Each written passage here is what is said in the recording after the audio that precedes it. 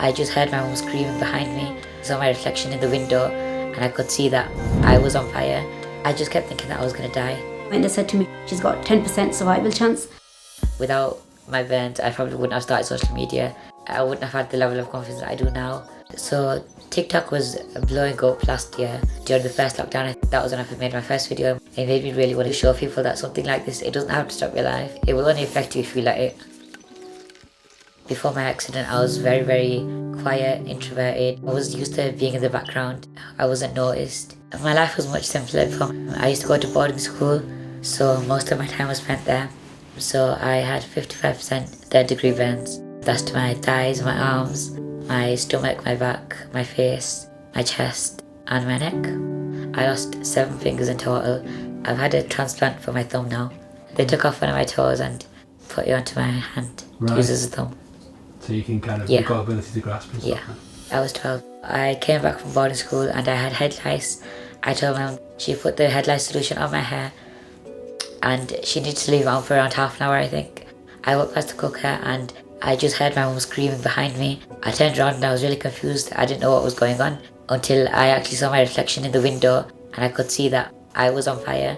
There was some milk boiling on the pan. Aleema and her hair caught fire, and it just, because of that lotion, it just engulfed in flames. And after that, it was just like panic mode.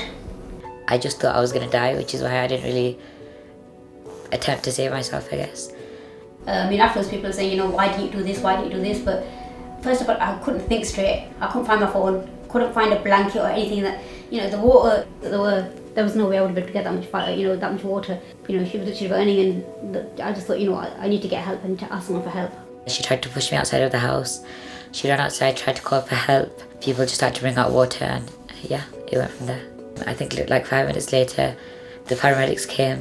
When they took me to the ambulance and I laid down on the bed, that was when the real pain started. And that was probably the worst pain I've felt in my whole life. It was worse than actually being on fire, the aftermath. They must have sedated me because I don't remember anything that happened after that until I woke up from my coma. 6 to 7 weeks. So it just felt like it wasn't real until we got to the hospital. And then at that point they said to me, she's really serious, and that's when they told me that she's got 10% survival chance. I think that's when it hit me. When I was in hospital, I think the nurses and my family, they did prepare me quite well. They told me every day that, look, you changed quite a lot. And when I first looked at myself, it was obviously a shock. It'd be a shock to anyone, but I think my family had helped me quite a lot. I didn't think I'd ever be able to lead a normal life again. The first time I went out after my injuries, everybody was staring at me and I was just a bit taken back, really.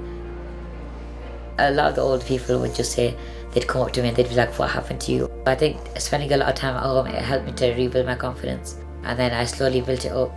But I think if I could have seen where I am now a few years ago, I would have been a lot more happier. Right, that's enough makeup now. Let's go home and get your TikTok done. Yeah? Yeah. My first video was just me showing a before and after my accident. That got 3 million views. And then I was like, okay, what do I do next? What am I good at? And I was getting ready for school and I thought I'll just film a makeup tutorial. I just thought I'd record it for fun. That got 17.5 million views, I think, which is insane to think about. And yeah, people just kept asking me to do more videos like that, so I continued to do that. Just seeing all that support, it made me really want to get back into it and just show people that something like this, it doesn't have to stop your life. You can keep going on, do the same things that everyone else does, if not more. It will only affect you if you let it. So today we're going to be doing a live Q&A on my TikTok. With this Q&A, my mum was going to be joining as well. And she's never made an appearance on my TikTok before, so it's quite new for her. When she first started the TikTok, she said to me, Mum, I really want to do it, and I said to her, you're going to get negative comments, Aleema, there's horrible people out there. And she said to me, no, Mum, I can cope with it. Mum, I knew she can cope with it, but I've seen some horrible comments. Aleema must be fine because Aleema does this all the time. Yeah. How are you feeling, Mum? It's me that should be nervous. So you're nervous? I am, yeah. How do you know who's joined you? Is that your sister? Oh, thank you. No, I'm not a sister, I'm her mother. But thanks anyway, whoever you are. I have received loads of negative comments before. It doesn't really affect me as much as I thought it would. I think one of the worst comments I've ever received is, you should have died in that fire. You will get 1 or 2 comments that will really take you back and you'll be shocked as to how someone can even say that to someone else and just not feel guilty about it for the rest of their lives. I just sit back and I'd let them say whatever they wanted to say to me. But now I'm a lot more confident.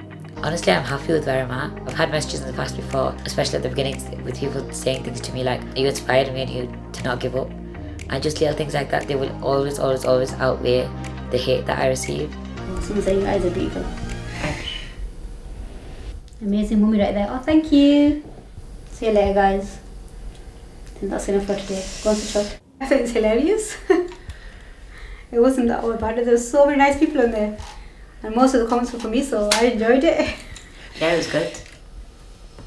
I think Aleema's been coping with it a lot better than I have, definitely. She's been absolutely amazing from day one, and she's just one of the bravest people I know. I'm so proud of her. Really confident, really happy with myself. I'm really happy with where I'm at right now in my life. When I was in hospital, I heard so many other stories, and it just really made me think how lucky I am to even be alive. I'm just 17 years old, and I'm just really grateful for all the opportunities and all the doors that it's opened for me. Without my burns, I probably wouldn't have started social media. I wouldn't have had the level of confidence that I do now, and I probably wouldn't achieve half of what I've achieved so far. So I'll try and look at it in a positive light, and in some ways I'm sort of glad that it happened.